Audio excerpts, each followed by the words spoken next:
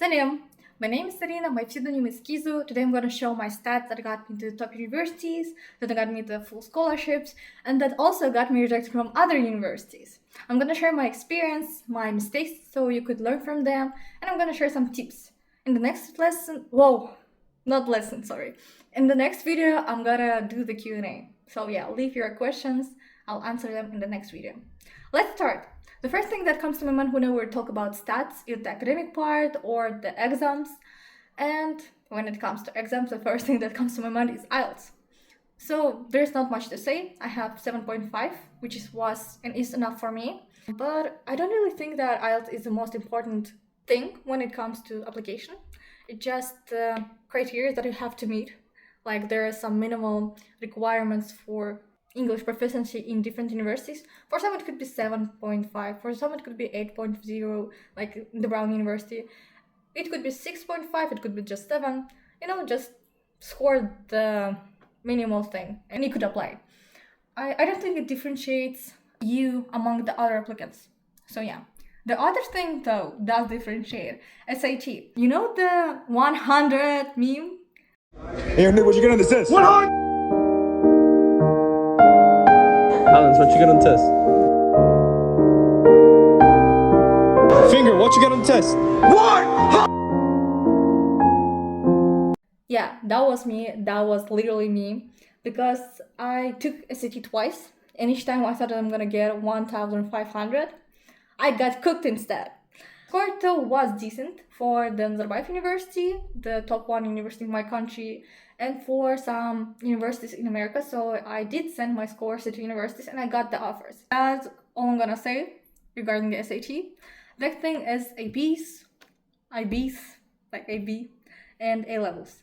Didn't send them actually. I did take AP Calculus BC in 9th grade accidentally, but that's another story. And yes, in both cases regarding SAT and regarding the Calculus BC, I didn't prepare much. I was too self-confident, or in the Calculus BC case, I already just gave up because I didn't really want to take the exam, but I did take it. But once again, it's story for another day. So yeah, prepare earlier. Don't be too self-confident. Take the test, prepare. If you need to take some courses, the online course didn't work for me, but the Khan Academy is really great. The part is closed. Prepare, and here's my stats once again. IELTS 7.5, SAT disclosed. Next thing though, extracurriculars. Well, also once again, I'm a bit lazy to talk about all my extracurriculars, so I'm just gonna paste my resume. I'm not gonna paste the Common Up activities section because I deleted the Common Up and I'm a bit, once again, too lazy to come there to take the screenshot, and I'm not really comfortable with sharing such information. So yeah, probably somewhere there you already saw, you already took the screenshot, so let me give some tips. I think the extracurriculars that were most important in my applications were the ones that showed my commitment to projects. For example, Bolembus. It's been 3 years since I found the project and the whole community, I would say.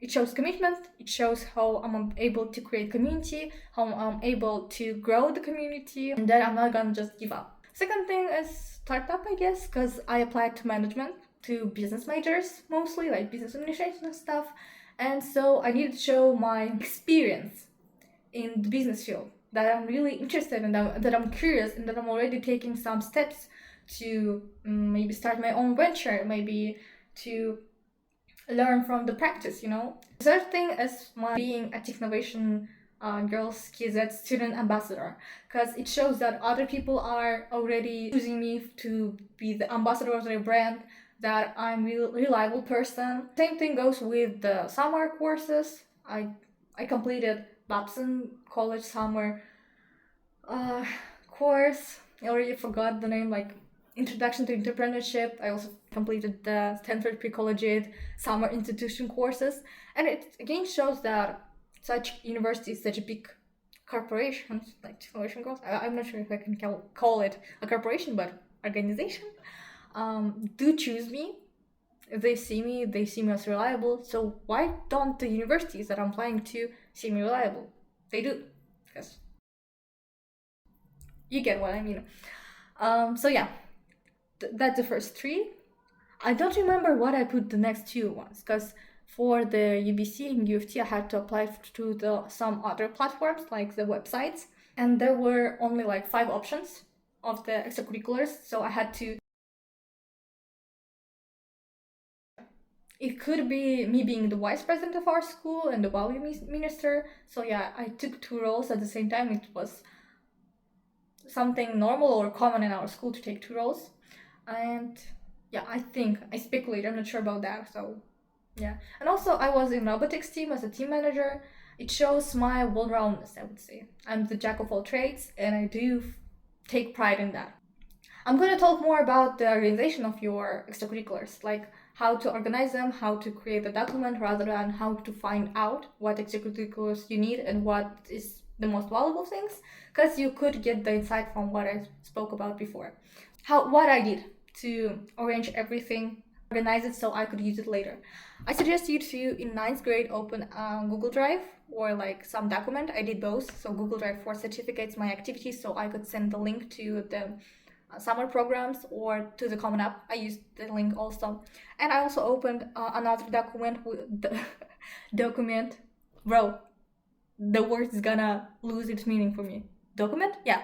I opened another document where I put all my essays for summer programs, for internships, for any other things. And then I opened second document when I was in 11th grade to put my personal statement, blah blah blah. But anyway, in 9th grade, just open it, just start. The hard thing is to start. So you start, you paste your certificates, you do that and that. I'm gonna show how I did, like what I did. And in some cases I would edit the pictures and add the text explanation of what's written there, what I'm doing there, and why it's important. So in 10th grade, as I started applying to summer programs, I put the links, I mentioned that, but the other thing was that I started arranging, organizing, structuring the documents that I had, and I also created a CV or resume, in other words, that I later used, yeah. So what I did, I had certificates, I put them in my awards section. I also written the whole things that I did throughout the years, like I created the project, this was the results, this was that, and I written everything. So the first draft that I had about 10 or 11 pages, and then I edited it because the CV needs to be 2 pages long, and I deleted all the unnecessary information, put everything more structured, and then I used the CV for the summer programs once again, for my application to universities, and even for my application for nomination in the school. I'm gonna talk later about that. So I would suggest you to, in 9th grade, create the Google Drive, put everything that you have, create documents right there, everything that you have, write the essays separately, your achievements separately, projects separately, and then in 10th grade you can structure it, you can then use the information for your applications. The next part is my strongest part of the application, I believe, essays. I love essays. I could talk about essays for hours, honestly. But I'm not gonna show my essay, be it like personal statement or supplemental essays, because once again, I don't feel comfortable with sharing such information. It also could be a bit dangerous because someone could copy that and blah blah blah. But yeah, also personal statement contains personal information. And if you're like the viewer, if you want to copy other people's essays, please don't, because you could be it's not could be, you're gonna get caught, and then it's not gonna be case scenario for you, because you could just be rejected from university, you could be put in the college ban list or something, and blah blah blah blah blah. Also, in the essay that you're going to copy, there won't be you won't, the admission office won't see you. So yeah, after such warning, I'm gonna start with my tips. The first tip is don't be afraid to rewrite your essays, because I rewritten like my personal statement certain times. Like no, I had 13 drafts before I found the topic, I found the structure, and then I rewritten my personal statement like 100 times, honestly. I worked with my counselor a lot on the essay. I'm proud of it. I take pride in my essay. I think that the final version it's so different from the first one. Like, okay, we're not even talking about the other 13 drafts. We're talking about one essay, which had million versions. And I'm really glad that I wasn't afraid to rewrite it completely at times, because there were some details that were not necessary. There were times where the style wasn't and yeah. Where the style wasn't me. I will talk about it. I'll talk about it later. I don't know, count how many times I already said that phrase. So yeah, it didn't feel like me, and if I would be lazy, if I would be afraid of rewriting it, if I would send the raw version, I don't think I would get the scholarship, honestly. I think that the uoft and UBC scholarships did come from the personal statement. I don't even have other reason why they would take me, like, besides the extracurriculars. I think that the personal statement did differentiate me from other applicants. So yeah, rewrite your essay, do your best, try your best. Don't get lazy. I know that it might be hard to write, I know that it might be hard right now, but then in the future you will thank yourself for working hard, you know? It's better to submit, it's better to work on your essay, do the best, do what you can, and do the new essay and submit it, rather than being afraid of rewriting, being a bit lazy, and just submitting something. The next thing is be authentic as possible. So now I'm talking about my style. At times I was afraid that I'm writing too me.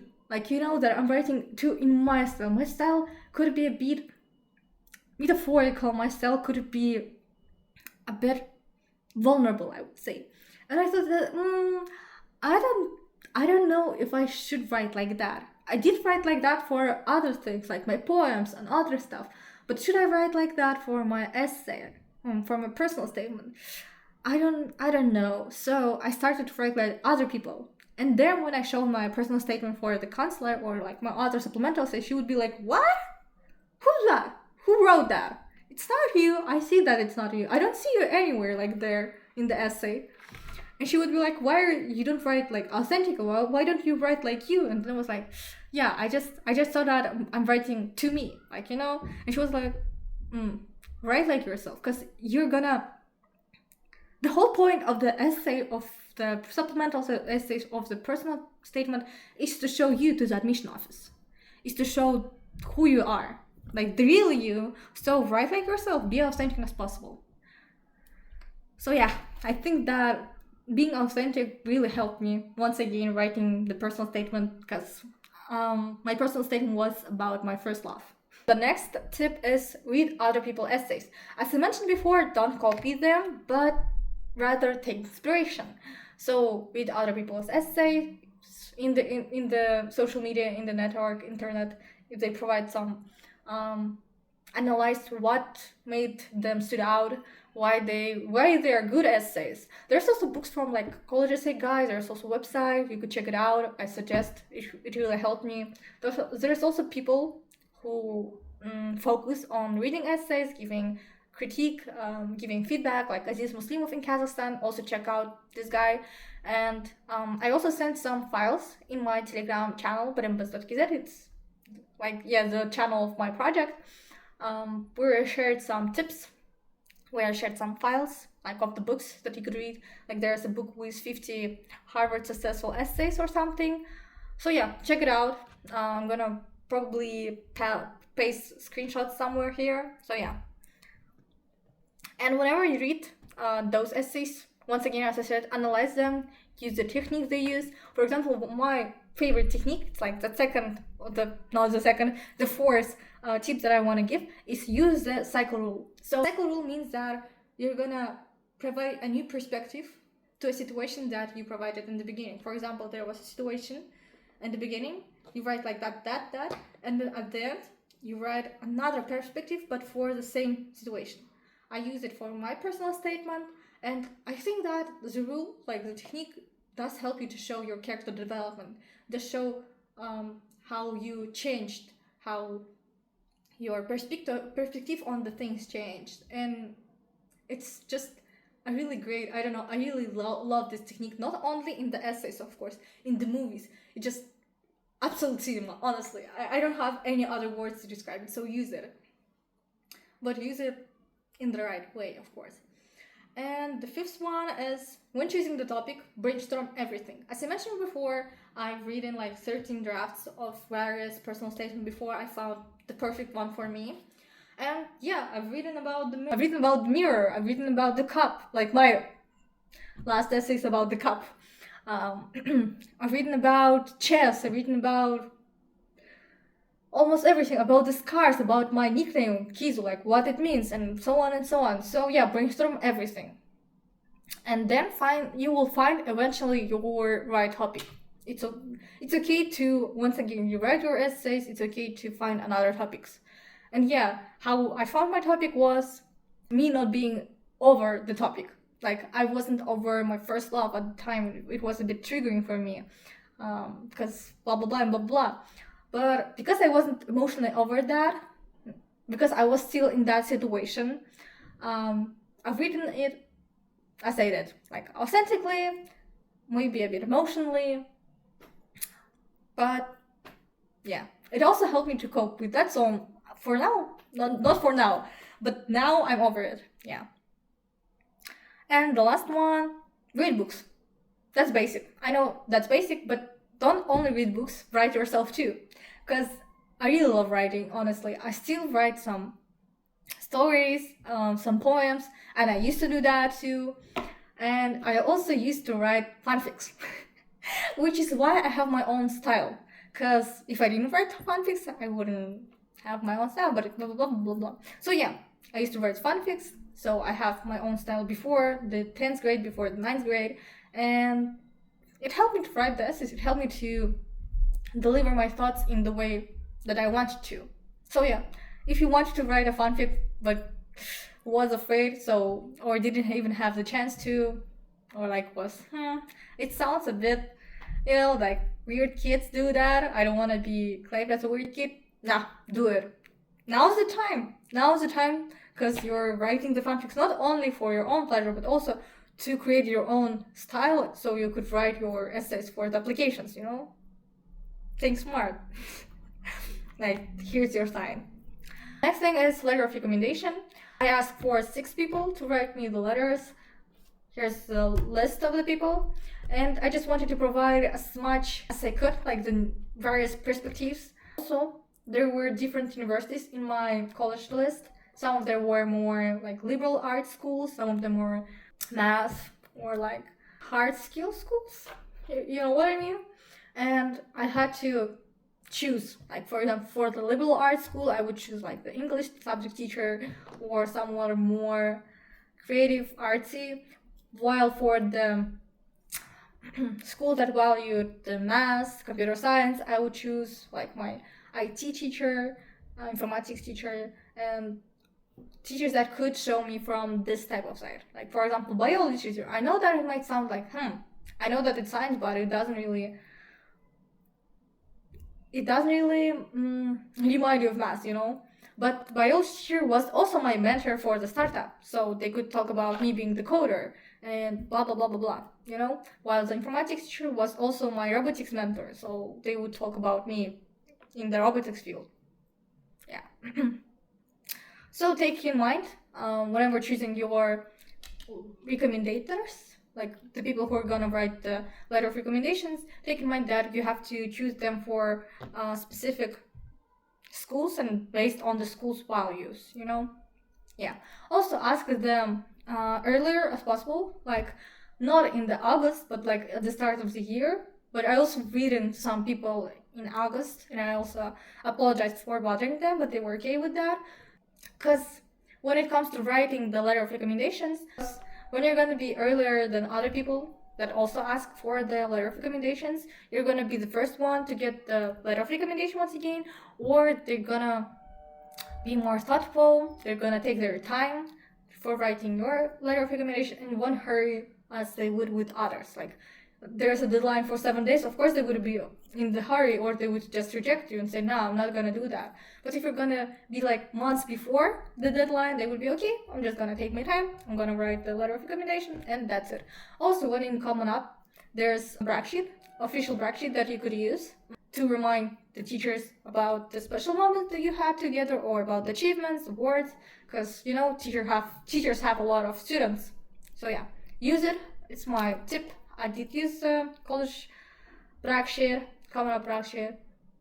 And also in Common Up, whenever there's an option to see the letters of recommendation or not see, I suggest you to click the not see, check the box to not see the letters, so it could be, once again, authentic and transparent as possible.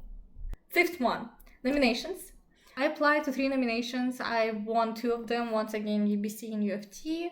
I applied also to Siemens University or Siemens College. Didn't get the award, but it's okay. I'm content with what I have. Let's start with the school level. I would say that the school chooses 1 or 3 people. It depends on the nomination. For example, for uoft, the school could only choose 1 person. For the UBC, the school could choose, I'm not really sure, 3 people, like 2 for the Vancouver campus and 1 for the Okanagan. I'm not really sure how to pronounce it, but okay, for the other campus, yeah, it depends. And my tips when it comes to the school nominations: get everything ready. For example, resumes, as I mentioned before, or CVs. Our school asked us to send them the resumes, the personal statement, and the nomination that we wanna get. Like, that's it. We send them, they review everything, and they choose the one who's suitable for the nomination. If you have the right reputation, it will help you to, once again, stand out among other students. Also, if you prepare everything earlier, for example, in my case, it was the deadline to send the CV, the personal statement, was October 1st. A lot of people only started their applications. They didn't even have personal statement at the time. They didn't have the resumes, so they struggled with that. And I already had everything, so I was just, okay, I want this nomination. I already knew what nomination I wanted also, which helped me, and I just sent them. And the counselors even asked if I want to apply for another nomination too, because I was suitable for that, and that's a uoft one. I wasn't considering it at first, but then I was suggested to take the nomination. So yeah, get everything ready so you will stand out among other students, or so you could peacefully, calmly send everything that's needed to your counselors, if you have this kind of thing in your school. I'm not sure about other schools, but in our school is this way. Next thing about nomination, I'm not sure if I could call it nomination, but there is other scholarship things where you apply by yourself and they consider you or not. Like, they consider you, and if you're suitable for the nomination or for the scholarship thing, you get accepted after some stages, For example, in my case, I applied to every nomination, like, not every, I applied to every scholarship that I could. Like, there were specific scholarship for the international students, this and this and this and this, and one of the successful cases would be American University's Emerging Global Scholars thing. So yeah, applied there. I was in the semifinals. Then I withdrew my application because I already got the full scholarship from other universities. So yeah, you also could do that. And based on your application, at times, like at the uoft, I not only got the full scholarship, but before that, I got some scholarship thing, which they provided based on just your application, because they like my application. I didn't submit anything additional at that time for that scholarship, So yeah, some colleges do that. You send the application, they review it. If you have great extracurriculars, they could give you some discount. Other full rights, as I know, you have to submit additional documents. Also, regarding the resume thing, I sent my resumes to the summer programs, to the nomination thing, to some universities because they had the option to send your CV. Also, the same thing with the art portfolio if you're an art student. And for the scholarship things, they also required your CV. And that's it. Yeah, oh my god, that's it. That's the end. You may find me at the Global Scholarships or the Meet the 2025 Lester B. Pearson Scholars website. You can find me there, like, for the additional information about my journey. You could also find me in the LinkedIn. Connect with me. I would be glad to expand my network, And as I mentioned, that's the end. Thank you for watching. Yeah, that was a lot for me to yap about. See you next time in my Q&A video. Bye!